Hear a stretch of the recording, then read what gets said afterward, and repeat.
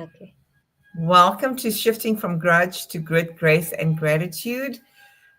As usual, my co host Jamila joins me, and we have Alyssa from Unbusy, which is the name of the business. And whilst she's going to say hi and Jamila's going to say hi, I'm just going to pop over to Instagram and get us live over there. Over to you. Hi, everybody, and welcome back to Grit, Grace, and Gratitude. I hope everyone is well on this Friday evening. We're having a little bit of cold weather here in Johannesburg. I'm not sure, Anissa, how's the weather with you or with you, Alyssa? Maybe we can just do a quick check-in on that. Yes, it's actually quite warm here. It's in 70s Fahrenheit, so it's almost summer temperatures just for today. So the kids are loving it. Oh, Mm. lovely. Well, we're heading And- into our winter soon. Well, it scorches here in Cape Town. We have similar weather, Alyssa. We've had 35 degrees, which is also like 70 Fahrenheit, and it's not been fun. It's not been fun, especially when you, as a woman, your internal thermometers is already on that temperature. So, Yeah, I can imagine. But I mean, we've had so much of rain here in Johannesburg, and I was in Bloemfontein yesterday over the last couple of days, and it was beautiful. But it's almost had Cape Town weather, where you had four seasons in one day. And it's so yes, yes. interesting to see how the climate has changed in the different regions. Before, Cape Town All over. was known to have four seasons, and everywhere else was pretty stable in the country. But we all seem to be catching up now with Cape Town. So, let me introduce our esteemed guest today and the topic that we're going to be talking about. So, we're talking about from calling to balance, blending family and business with purpose. I'm going to read a little bit about her bio, and I'm in awe of her. We just had a brief meeting greet prior to this, and when I read her bio, you'll understand why I'm in awe of her. After having 5 kids in 10 years, Alyssa went looking for her next challenge and found an online business. Wanting to simplify life for moms everywhere, she's now an online business productivity coach for other work from home moms who want to make great incomes in part-time hours. I think this session is for me today. Okay, I'm feeling like I'm just going to listen to Alyssa today and get guidance and her journey and the gems from her today on how to do that effectively. She helps them love their mom life again, think less time spent on housework and business to dos, more time being present with their kids, while still making time for them to recharge, confident that they've handled everything their business needs. Then there's the call to adventure at 16 of a purpose that would change the world, an ordeal and transformation of not finding a career that suited me in university. So having to go to my backup plan of raising a family first. I think it's a very admirable one. And the return with wisdom on how to run a family as well as an online business and blend the two with ease. So, without further ado, we're going to hand over to Alyssa, this powerhouse of a woman with 5 children, running a business. I mean, where did this start other than I want you to start at the beginning of the career that never happened and what that felt like. And that was really the call to your adventure at the start, right? It was. As a teenager, I was so excited. I spent hours poring over the college catalogs, imagining this major and that major, what I was going to do. And I was so excited to set foot on the university campus and finally get to study something that would light me up. The only problem was, about a year into it, I realized this isn't going to work for me. I started in elementary education, but I don't actually like being in front of the classroom. I just like being the assistant. And I realized if I'm going to have a practicum, I'm going to have to do this for an entire year. And I already know I can't handle that. I need to switch my major and get out. So I did, but what was I going to switch to? I combed through the college catalog again, but this time it wasn't with joy. It was with a lot more fear of what can I do that doesn't require me going on for a master's degree and will get me hired somewhere, and that I will actually enjoy showing up for class for, 3 more years? I didn't find anything. So I'm like, shoot.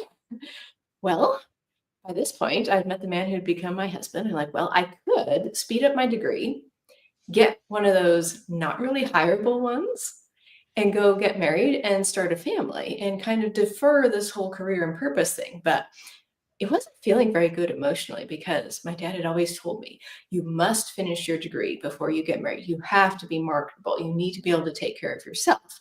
So I finished the degree, but that was kind of keeping to, the letter of the law, not the spirit. But it was the only thing I could think of at the time because I didn't want to make myself miserable trying to do, engineering or something I was clearly not cut out for. So I went ahead, crammed the entire 4-year program into 2.5 years, got married, started having the kids. We're like, all right, this feels like a challenge. I can do this. We'll start the whole babies and how in the world you take care of them, because my youngest sibling is only like 18 months younger. So I have no clue at this point what it goes into feeding and care of infants. And I had my first 2 babies in under 20 months apart. So it was kind of a whirlwind getting used to that. Then I was like, settle down. They're pretty good girls. Should I go for the next level? Because I still haven't found anything career-wise. So I guess I could have more kids. Maybe that would feel like a challenge. I felt like I had enough space and mental capacity to handle more. So I told my husband, sure, let's have some more. He was up for, at least one. So we kept having more kids. So then there's number 3. And I'm still looking, what could I do for a career? But now I'm starting to wonder, can I actually have both? Because a whole bunch of little kids at home and not really wanting to go out to work, but still wanting this purpose, it's all starting to get really tangled for me. Then we have kid number 4. I'm feeling like I'm getting pretty experienced with the mom thing, and I can't see myself just doing this for years on end, And then we have kid number 5.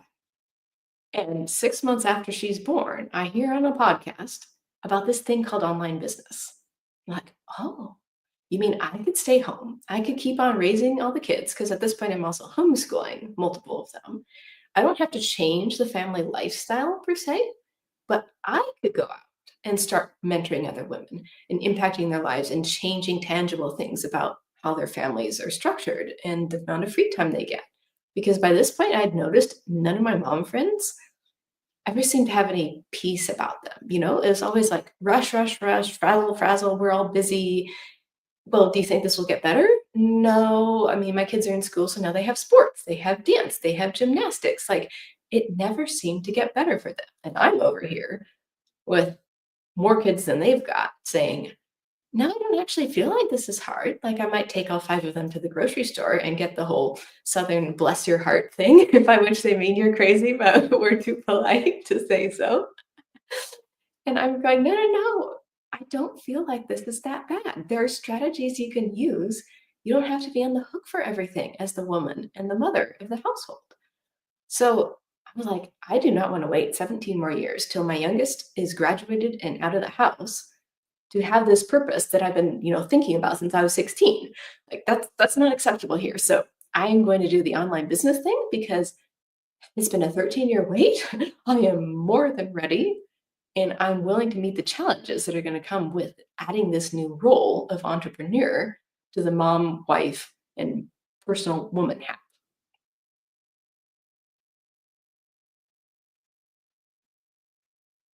Well, I must just say to you, hats off to you, because you make it sound so easy, and I know it's far from that. 1 is difficult enough. I cannot imagine 5, but I must make mention that I'm sure you're super organized and you look so calm, you look so young, and well done to you for managing this so well. It's not an easy job by any means. I think it's the most important job. And on top of it, you're homeschooling as well.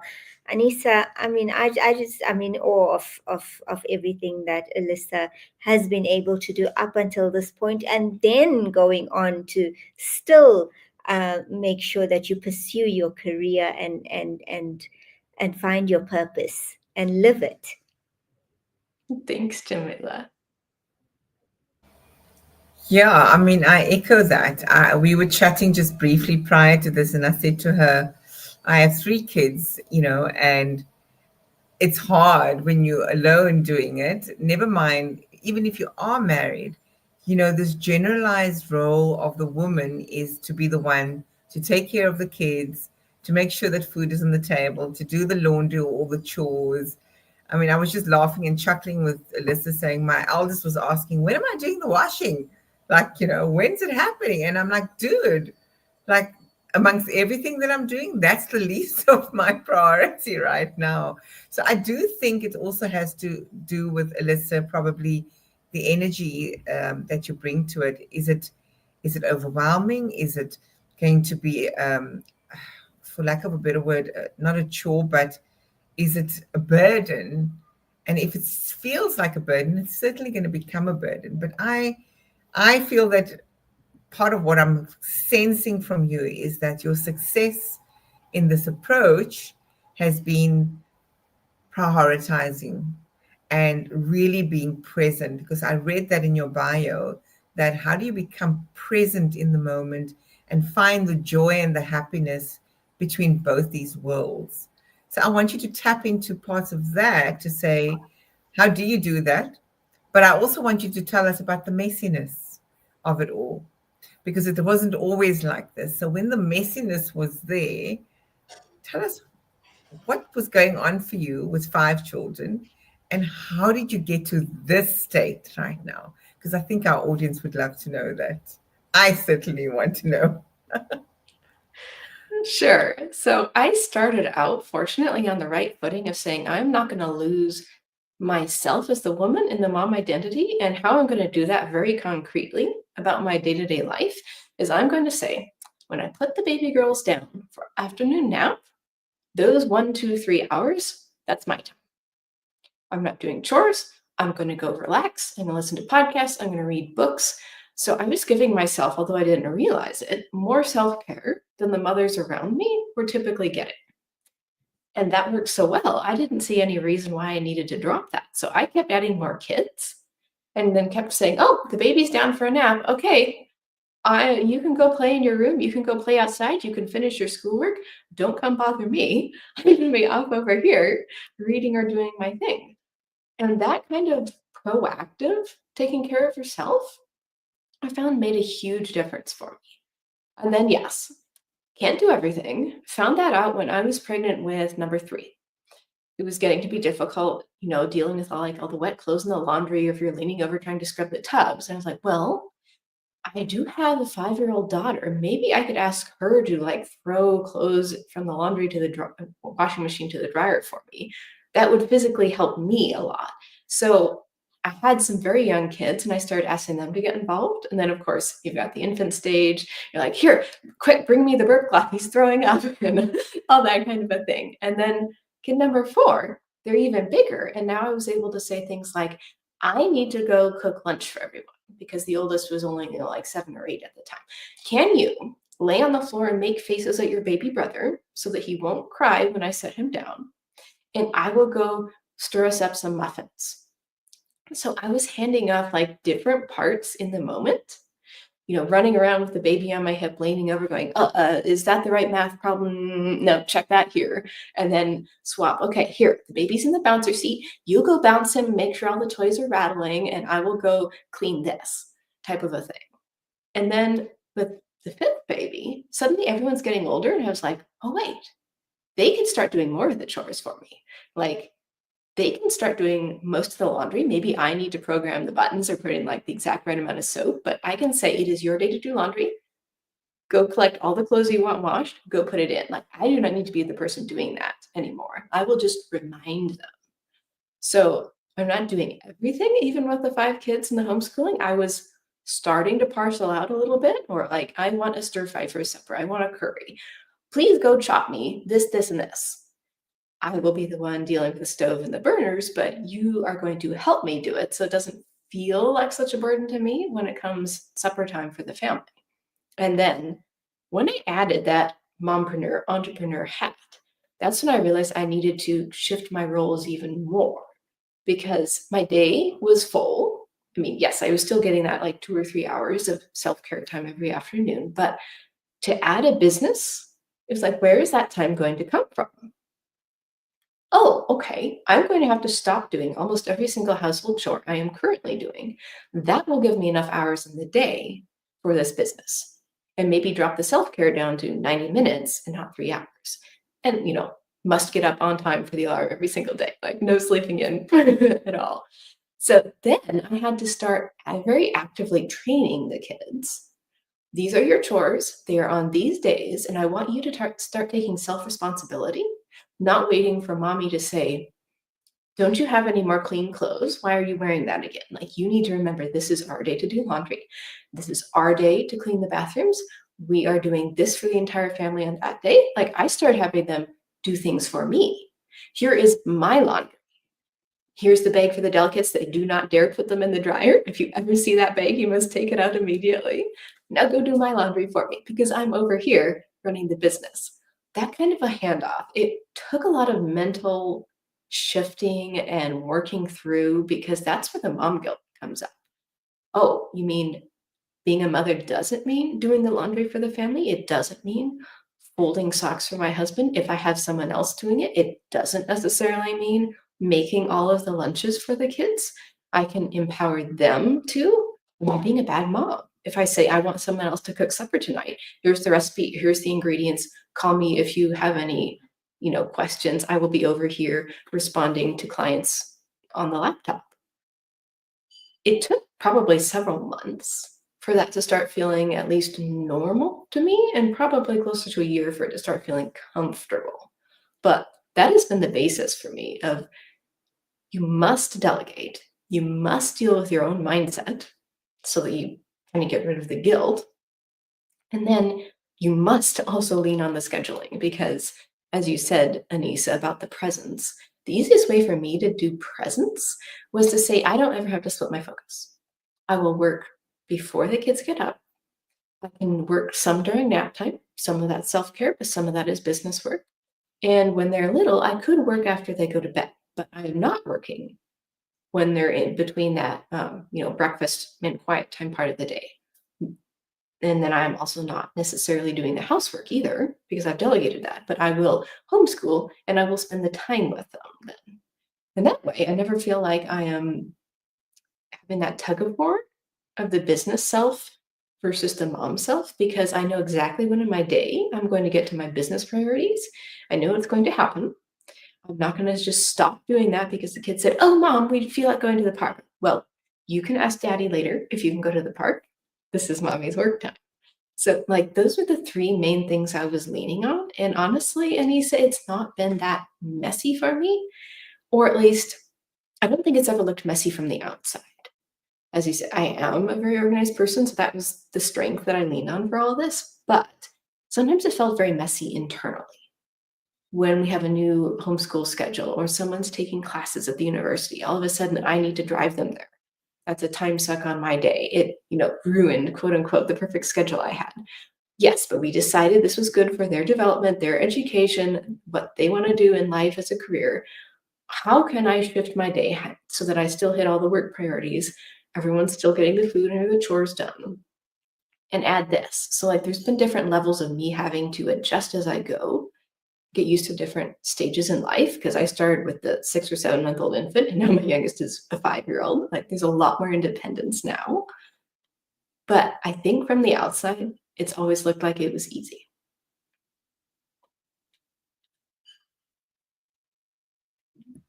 Well, Anissa, I've been guilty of that mom guilt, and as a result, I've overcompensated, and I've always wanted to do for my child. But there's so many studies that mention that children who are given chores to do and are delegated with those chores grow up to be such successful adults, because you're teaching them essential life skills, right? Like accountability and how to lead and time management.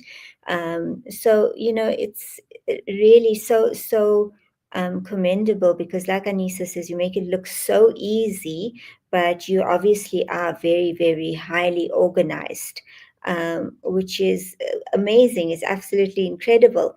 Tell me, how have the kids taken to this?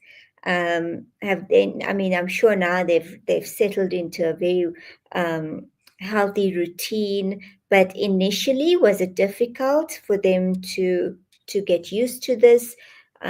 Did you suffer from the mum guilt, not just because of the time spent or taking the time for yourself, but for delegating and at a young age? Because I myself was guilty of that. I felt, but growing up in an environment where the woman's role was caregiver, caretaker, when you didn't abide by that, and this is, Anissa, I'm not sure if this was the same for you, but in our community, if you didn't literally wait hand and foot on the kids, on your husband, you were seen as, a bad mom, or not a good wife, or you were seen as being unsuccessful in displaying those roles. So how was that so different in your experience? Yeah, that's so interesting, Jamila. I have my kids delegated, I have more delegated to them than my parents did for me and my sibling, but I feel like they set the foundation for me because my mother stayed at home for many years till I was a teenager, but she wasn't the one cleaning. She did the cooking, and my father did a certain amount of the cooking as well, but it was my father who was the one who was cleaning. So I didn't have the whole, oh, it's women's work doing all of that.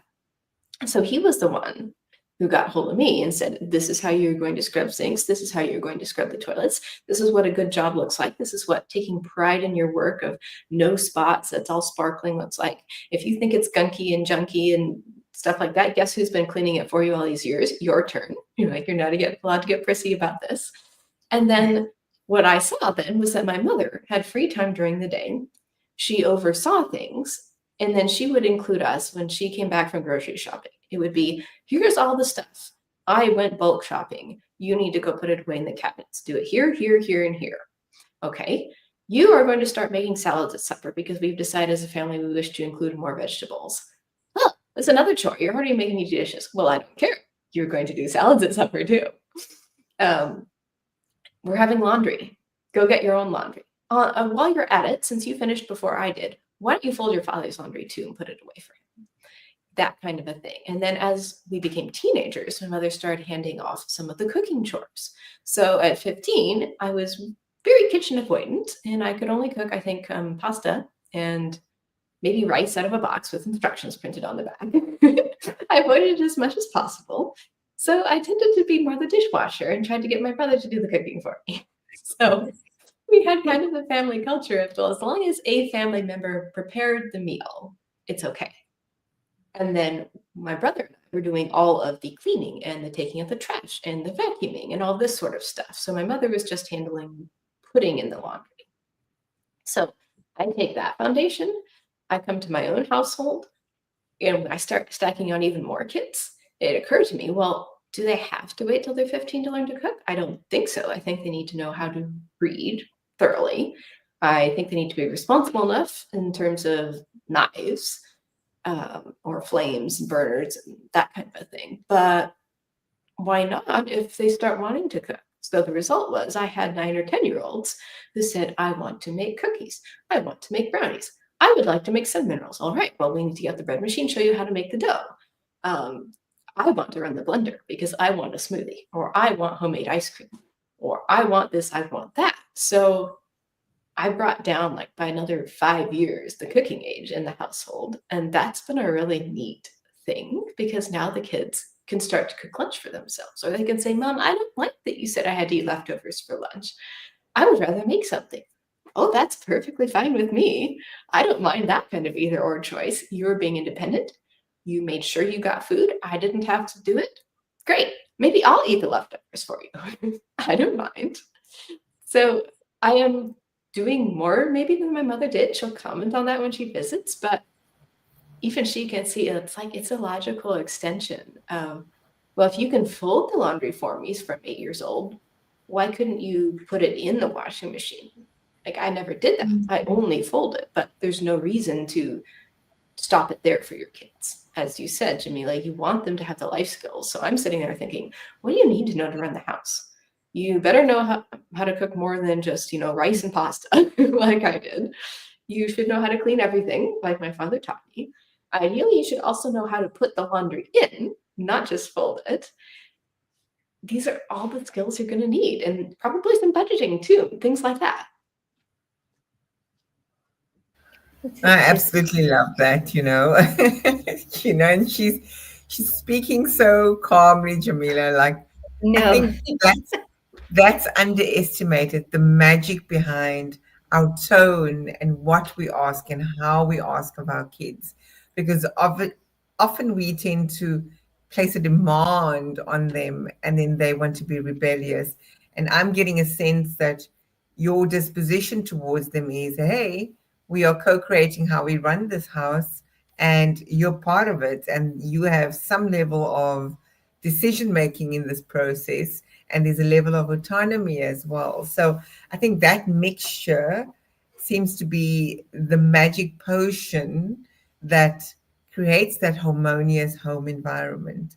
And I mean, I can attest to certainly also getting my kids early in the kitchen, because I have a love for the kitchen. So it was more bring them in. And last night with my son, who it was his 18th birthday yesterday, and he had prepped on his own a Thai green curry, prawns, and he did all the marinating like I normally would the night before with all fresh ingredients. And we had his dad over for dinner and a couple friend of ours, and everyone delighted in the dish. And again, that also shows them their capabilities and it's teaching them that level of independence. But it does take not screaming at them, because I find when I'm threatening and I'm saying, I'm not doing it, I'm going to rebel and not do it, then there's apathy. They don't actually want to participate.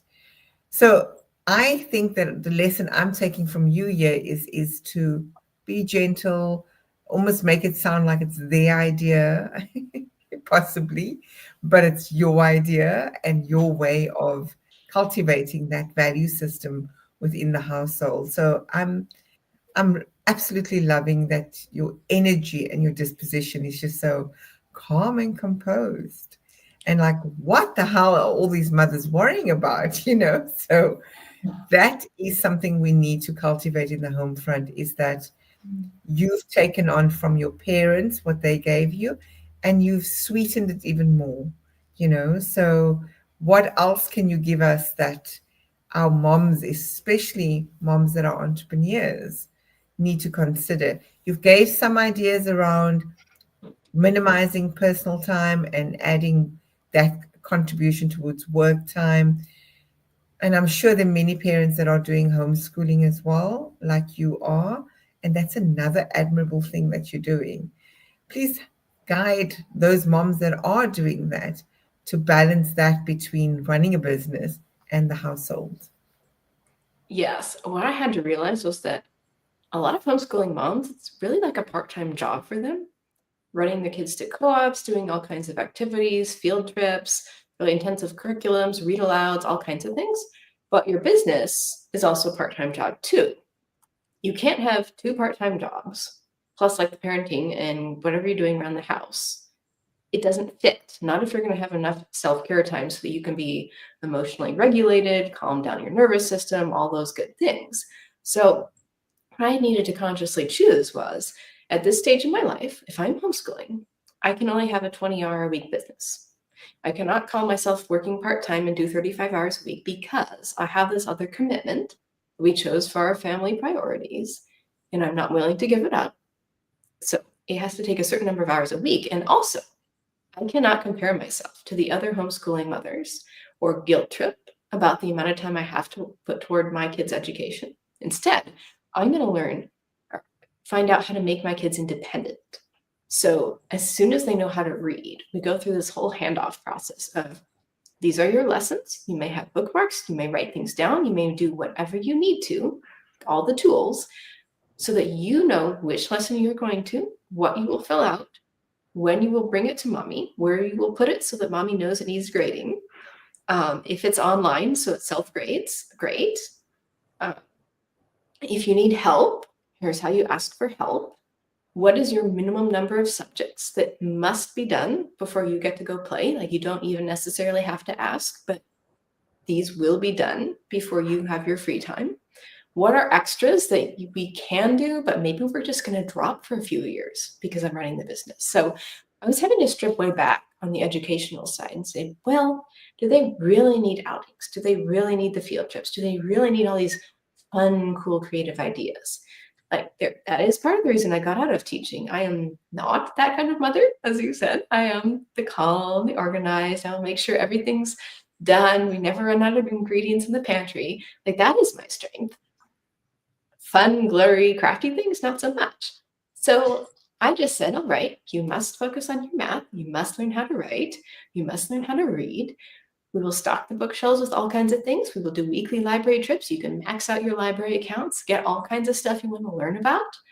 You're going to need to self-study a bit for like your history and your science on your own topic of interest, because why should I force you to learn something you don't want to know? Why don't you focus in on ships or the undersea creatures or rockets in space? And you can become a fount of knowledge on the subject and tell everyone else in the family about it. And then we'll just sort of learn about it from you. So I've had to strip back the homeschooling to kind of like, what is the essentialist homeschooling model? And in this day and age, compared to when I grew up, there's lots of online options. Like, it is way easier. When I grew up, it was kind of well, here's your homeschool curriculum in a box. You can spend, 6 hours a day doing it. Oh, yay, you have a couple more hours of free time than your counterparts who go to school. Good for you. Because I'm like, why can't my kids get done in 2 or 3 hours? Elementary school, they can. High schoolers may be taking 4 hours, but that's way less than what is traditional, because I want them to focus on what their gifts and abilities are. Like, I'm doing that with how I'm running a part-time business and the calm and the delegation and the outsourcing. Why can't they start that as a high schooler? Alyssa, I'd like to hear a little bit more about your business. Sure. Well, I have a lot of fun dealing with the time management piece, productivity, organization, all that sort of stuff, because I've used it so heavily in my own life and it comes very easily to me. So kind of the superpower. So that's what I realized I could really make an impact in other women's lives with. Are you feeling stressed? Like, one person is running an agency and she's feeling like she needs time to focus on her kids more, but there's still the business demands to keep up. Her family needs her to bring in a certain amount per month. Like, how is this all going to work? She was dropping her self-care time to make everything fit. And of course, if you stay too long on that level, you're going to hit the burnout.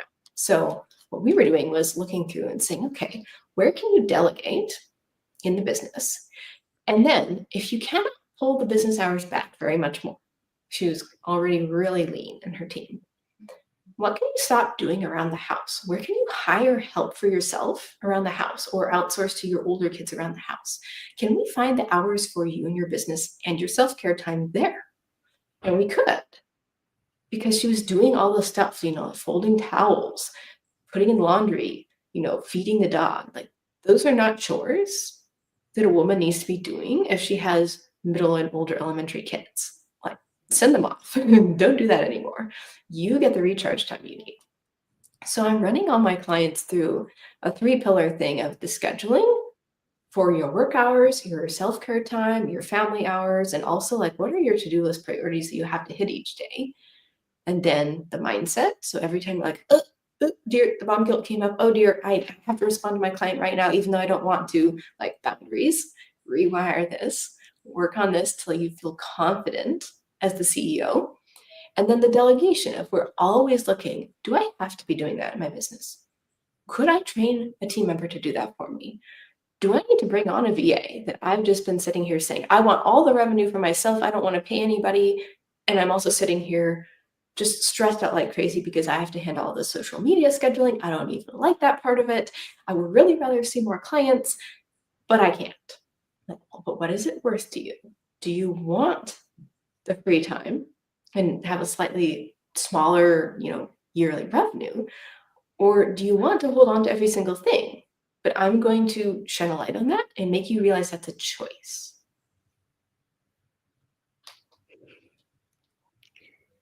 Anissa, I don't know what you have to say about that, but I think it's just incredible that this is what you found as your superpower and you're using it to empower so many other women, I suppose. Do you have men who are your clients as well? No, just Perhaps women. your fathers or because I mean, that's also something that many men battle with is how to find, the balance. And just as much as it's difficult for us, whether you're a single mom or whether you're in a marriage, but being a single dad, I think, is very daunting for a lot of men. So that's why I was just wondering if you did have any male clients. Not at this point, no, but I can see where they would need all those skills as well. For sure, absolutely. So, Alyssa, a friend of mine messaged me, I think it was yesterday, and she said to me, Anissa, you're really busy all of the time. What is the system that you're using? And I said, oh gosh, is it really bad if I don't have a system and I'm just doing what I need to do to get stuff done? And it's in alignment with my values for my business, it's in alignment with serving my kids. So the question I have is, do we need to have a system or a method? Or is it that we need to be in our truth? Definitely I'm the beginning. latter. However, for some people like me, that requires a system. I possibly overplan. However, I'm aware of both sides of the coin. So, like, if something upsets the apple cart, so to speak, I feel anxiety until I can create a new plan that accounts for everything. However, what I will tell my mom entrepreneur clients is if schedules, calendars, to-do lists, if that all feels super rigid and just you want to throw it all off and rebel against everything, fine. We don't have to do that for you. You can simply have the 3 priorities I need to get done today by the time I go to bed at 10 p.m. That's it. But on the flip side, if you find that that kind of free and easy scheduling is not working for you and you don't get those priorities done, you've been slipping the business and the client work, then we need to have a little talk about what's underneath this. Why don't I want to show up for myself and my priorities? Not in a scolding, you have to, but in an exploratory, is this still a priority for you? Because we always want to do what our goals require if it is a heartfelt goal. So, what is it that your body's telling you you need more of? Are you really wanting the business, but you've got the newborn who's getting you up so many times a night, all you can think of is another nap. You need sleep. Like, what can we shift about your day so that this priority, this goal, feels like something you want to do, that's easy to do? Like, break it down, make it smaller. Give yourself grace to not show up. Maybe you need to work in pajamas for 2 days a week. Like, what can we do that is not just hard, harsh, 5 a.m. club, masculine energy, that all of the time? Jeez. I think, Anissa, also, we as women tend to want to hit our goals and to accomplish as much as we can. And so, in doing that, we probably don't have any system in place. But the more I'm listening to Alyssa, it's about prioritizing, delegating, and making the journey easier for you so that you are able to do all of it without getting to that point. And I've felt this many, many times where I've come to a point where I feel like I've reached burnout and then I keep pushing myself. And it's what we've been speaking about quite often, Anissa, is that we just keep going and going and going, and that doesn't have to be the only path. So I'm starting to see where Alyssa is coming from, where it becomes more manageable and a system does work and makes the journey easier for you by drawing in the people who are around us who can help us and who probably wouldn't mind helping us as well. And in doing so, empowering themselves through it, like we said, with the necessary life skills, and creating those solid foundations for them to become successful adults. I wish we had this conversation about 20 years ago. Would have made my life a lot easier, and it would have helped me get rid of a lot of guilt that I carried with me for many, many years, which impacts you, and just the person that you are, and going out there to accomplish the things that you, within your heart, want and deserve to have. Jamila and Alyssa, in my coaching partnerships with the clients that I have, that we work through something which is called adaptive assumptions. And it's an adaptation that we take on as women. And it's because of that conditioning or programming. So we are the co-creators of what happens in our environments, right?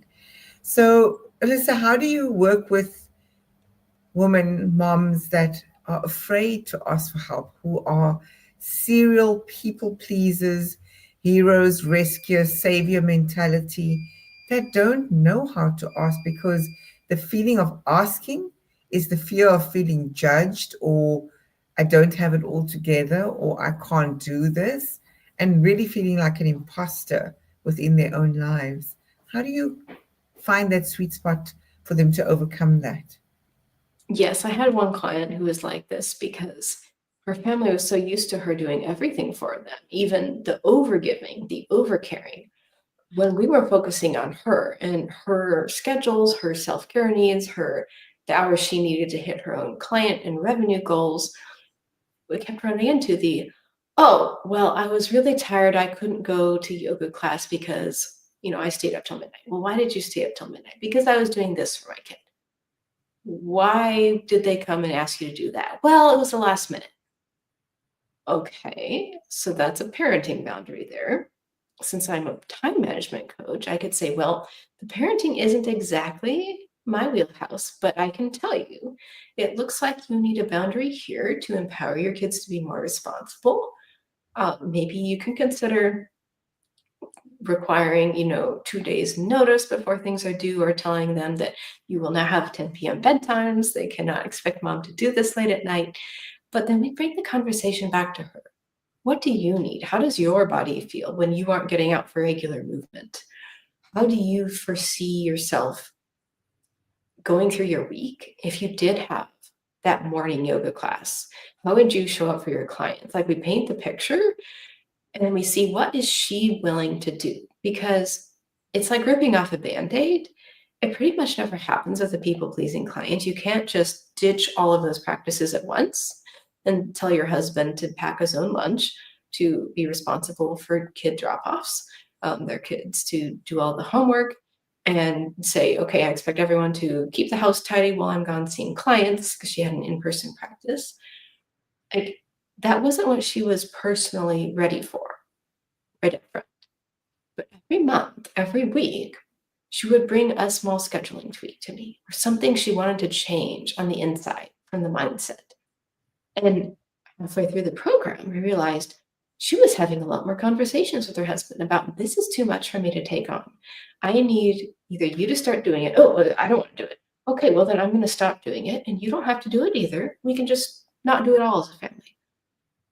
These kinds of standing up for herself things, which were uncomfortable and didn't produce always the result she wanted the first time around, but it was a natural outflow. It wasn't something I'd expected to see, but it was so neat to watch her learn to ask for what she wanted, to stand up for, these are my needs.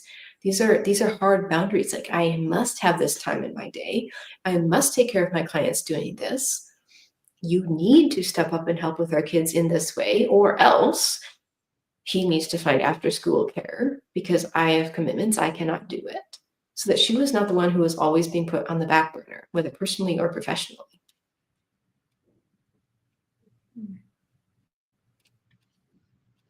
Yeah, the boundaries thing is a big thing. I find that what's beneath all of it is boundaries across every aspect. If we're not able to, one, establish boundaries, we've got to figure out where's that coming from.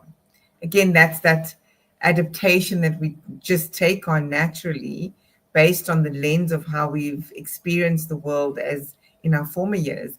And sometimes it's the generational stuff that we just carry on, and I find that if we don't get to the root cause of why women show up in the way that they do, the cycle just perpetuates. So I love the way that you, week in, week out, started to almost unveil to her what was an unlearning that needed to happen. And she needed to relearn a new, better way. And it's uncomfortable, right? Because it's so in our DNA to perform or show up in a certain way that even if it hurts us and we're angry and resentful, rather the devil we know than the devil we don't. So we show up with that, and then resentment builds, and you feel that grudge showing up every time within the family dynamic. And yes, it even breaks up families. But if the communication was there, if the understanding of the root cause was there, we would be not be treating symptoms. We would be actually looking at what do we need to unpack and deal with.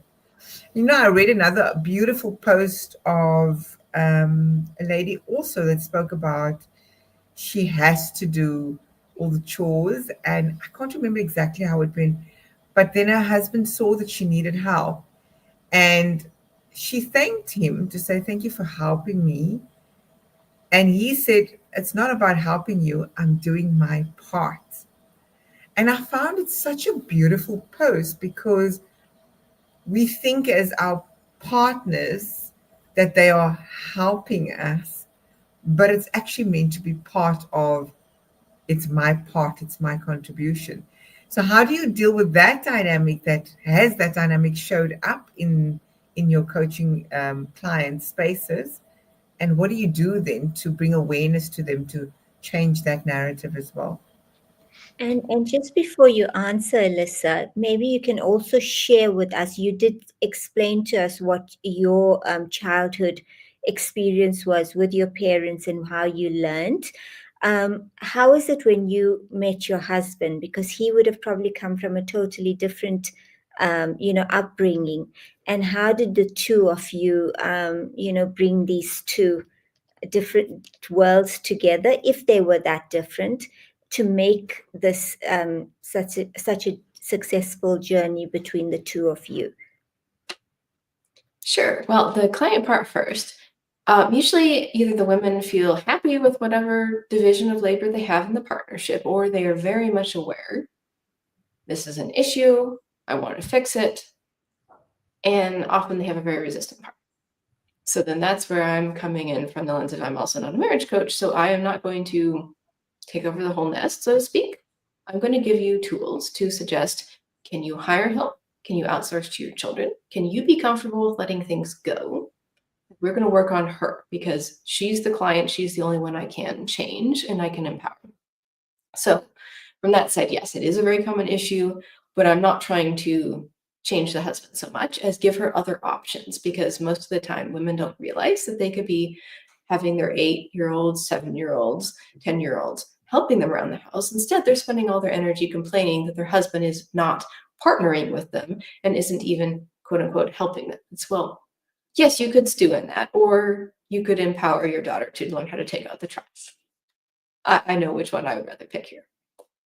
And then as far as the blending of the different households, yes, it was a little bit different. I think my husband grew up with a very traditional mom who did everything for the family, like completely. So what happened was he decided my role was to do that, and I shifted it to, as long as I manage that, it's getting done. So I don't do all the cooking and the cleaning. As long as I manage it and ensure that someone else is getting it all done, that's fine.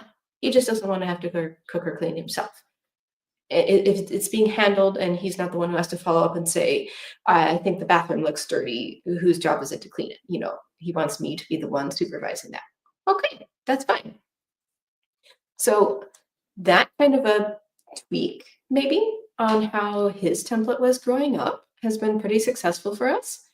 And then He's always been available if I come back and say, well, I don't think the kids are doing a good enough job at the cleaning. And I know this is not the area you like to take on, but I feel they need a second perspective. I feel like you might have some different standards. Can you come in and tell them what you consider good enough? And then I'll go back to doing day-to-day maintenance. Or maybe it's something like I say, well, I've been getting really busy, so I've started to only go to this store for the groceries. And he says, oh, well, that's too much money. Oh, well, would you like to go to that other store for groceries? Well, yeah, maybe I'll take that on as a merit. So now I'm not doing all the grocery shopping anymore, nor did I have to go to the one that was now becoming inconvenient for me. Like, I keep streamlining my stuff, and if it turns out that he cares more about that area, then he picks it up and adds it onto his plate. And if he doesn't, then fine. It just stayed streamlined for the entire family.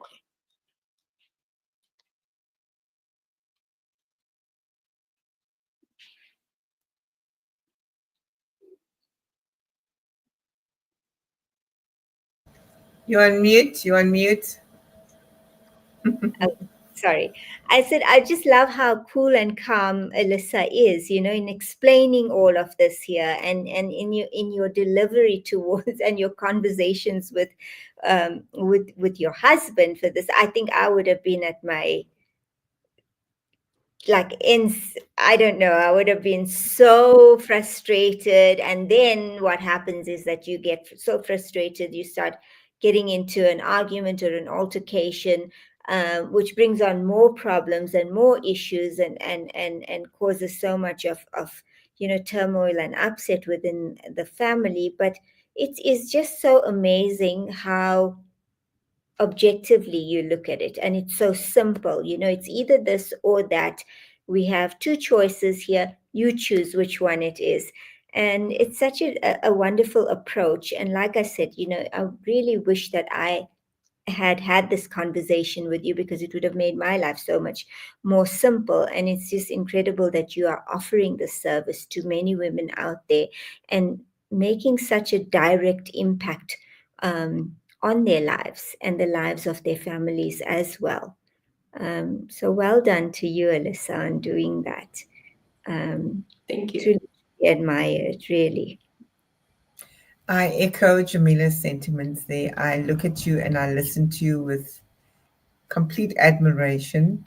And I feel that you have carved such a beautiful niche for yourself. And that I also echo Jamila's sentiment around considering the single fathers that are out there that would also need this help, because there are many wonderful single fathers holding up the fort. And even within a union that happens, there are stay-at-home dads in a couple scenario. So I think this is well needed, because how do you create that balance and that sweet spot for the family dynamic to just be beautiful? And what I love is that you are cultivating beautiful leaders within your home.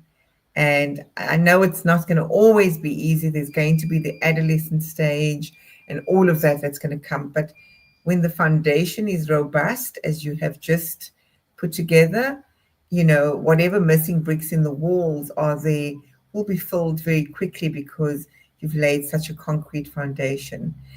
We have a few minutes remaining, and I'm wondering if there's anything on your heart that you want to ask or share with us, and maybe share with the audience that are watching, that are live with us, or that will watch this replay, or whatever golden nuggets you want to leave with us. The one I always like to tell people is find that spot of the frustration, the annoyance, the resentment in your day. And it's okay, you might have dozens, but just pick one. I want you to use that and set a boundary there. Don't put up with being the martyr anymore. You have options. Some of them could be pretty outside the box. Some of them could be very normal sounding, but stop making yourself just get used to it or say it shouldn't be that big of a deal. It is a big deal to you. That's what your emotions, your frustrations are telling you. So now I want you to honor yourself and find a way to change that, just that one tiny part of your day. I could listen to you forever. I would love you to be my coach. Yeah, Like, do you have moms that are like phoning you in their most panicked state and saying, please, Alyssa, I don't know what to do, help. Do you have that scenario? Because just your tone and your disposition, oh my word, even if you didn't give me solutions or hold the space for me, I would just want to listen to you and I would feel Yeah, like I've got this together. absolutely. And she just there's a solution to everything. That's what you convey, with the calmness that you deliver it with the options that you present.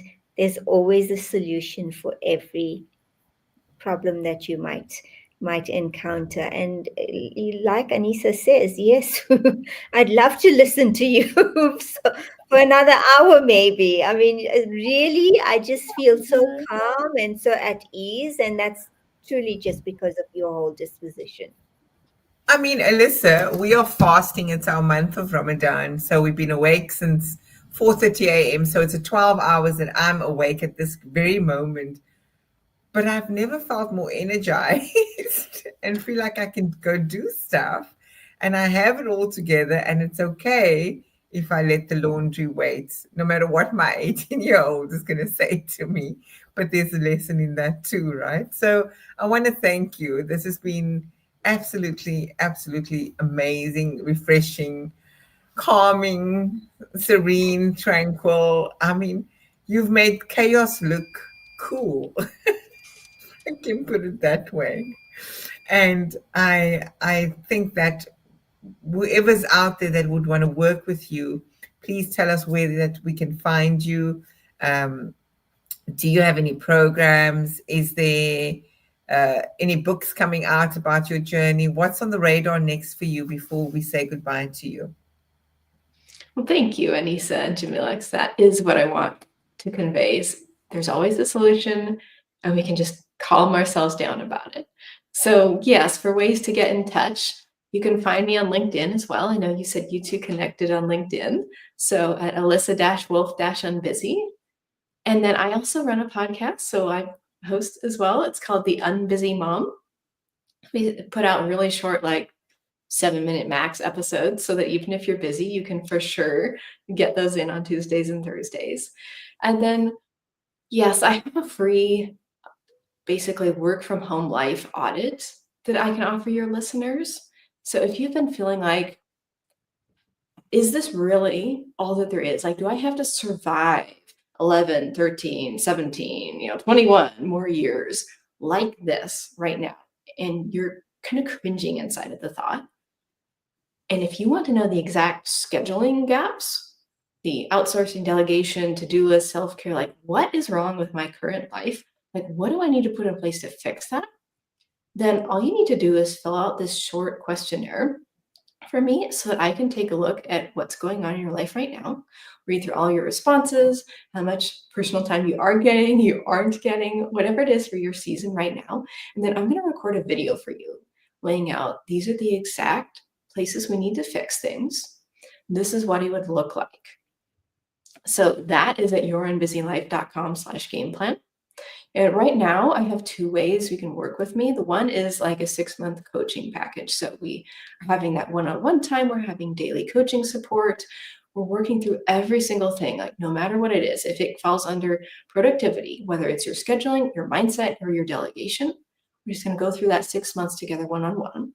And then the other way is a take your time back package. If you feel like you're so busy, you kind of need the done for you route, you can fill out a pretty extensive form for me. And then I will work on creating that ideal work from home schedule for you. The daily view, the weekly view, the monthly view. You hand me a list of your brain dump priorities. I can set that out for your week so you know what to work on this week or this quarter. And then that comes with a complimentary mindset rewiring session and 30 days of support as well, because I want you to have the foundation to go off and implement this, to use this, not just to say, that's a really nice calendar, and then, bin it the next time your kids come and beg you to go do something that you don't have capacity for. That's amazing. And Alyssa, will you be so kind as to just put down all of those details for us and for our viewers on the chat on LinkedIn? Oh, yes. Okay. Yeah, definitely. I think, even one of my friends just joined on the Instagram.